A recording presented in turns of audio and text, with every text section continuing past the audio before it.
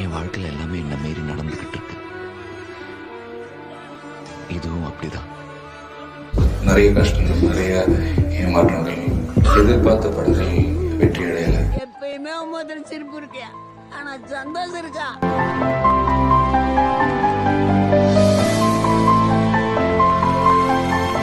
அந்த கவரை பிரிச்சு படிங்கப்பு.